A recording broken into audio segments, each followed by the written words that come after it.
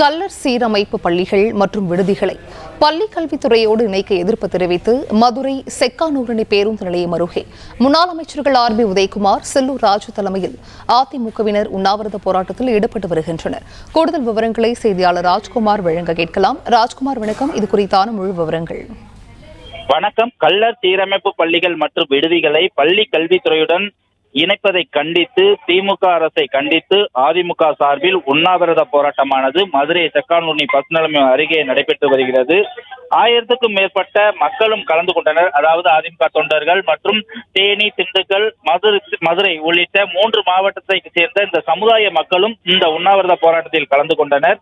மதுரை மாவட்டம் செக்கானூரணி பஸ் நிலையம் அருகே காலை சரியாக 9 மணி அளவில் உண்ணாவிரத போராட்டமானது ஆரம்பித்தது. இதில் கள்ளர் சீரமைப்பு பள்ளிகள் மற்றும் விடுதிகளை உள்நோக்கத்தோடு முயற்சிக்கும் அந்த இணைக்கக்கூடிய முயற்சியை கைவிட வேண்டும் என்பதை வலியுறுத்தி திமுக அரசை கண்டித்து இந்த போராட்டமானது கழக பொருளாளர் திண்டுக்கல் சீனிவாசன் முன்னிலையில முன்னாள் அமைச்சர்கள் RB உதயகுமார் மற்றும் செல்லூர் ராஜ், சட்டமன்ற உறுப்பினரான ராஜன் செல்லப்பா உள்ளிட்டோர் தலைமையில இந்த உண்ணாவிரத போராட்டமானது ஆரம்பித்து நடைபெற்று வருகிறது. இதுல கள்ளர் சீரமைப்பு பள்ளிகள் மற்றும் விடுதிகளை முடக்க முயற்சிக்கக்கூடிய இந்த அரசை கண்டித்தும் கள்ளர் சீரமைப்பு பள்ளி மற்றும் விடுதிகளை பள்ளி கல்வித்துறையோடு இணைக்கக்கூடிய முயற்சியின் முதல் படியாக இயக்குனர் அவர்களுடைய தனித்துவமான கட்டுப்பாட்டில் இயங்கி வந்த இந்த சீரமைப்பு பள்ளி விடுதிகளை சீரமைப்பு துறையினர் நிர்வாகத்திலிருந்து விடுவித்து அதன் அதிகாரத்தை மழுங்கடிக்கக்கூடிய வகையில இந்த அரசாணையானது 40/2022 கைவிட வேண்டும் என வலியுறுத்தி இந்த போராட்டமானது நடைபெற்று வருகிறது.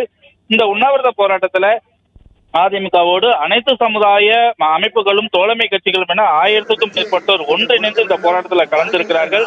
இந்த போராட்டத்தில் கூட RB உதயகுமார் பேசும்போது கூட இந்த அரசினுடைய நடவடிக்கைகள் குறித்து அச்சத்தில் இருப்பதால் கள்ளர் சமுதாய அமைப்பினர்களை எடப்பாடி அவர்களை அதாவது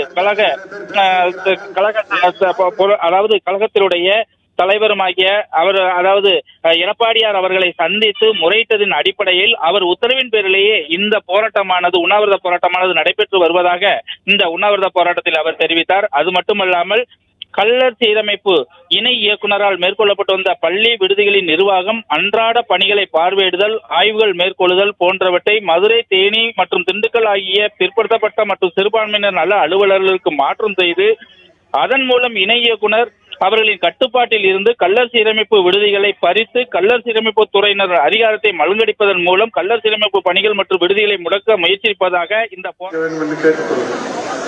விவரங்களை வழங்கியமைக்கு நன்றி ராஜ்குமார்.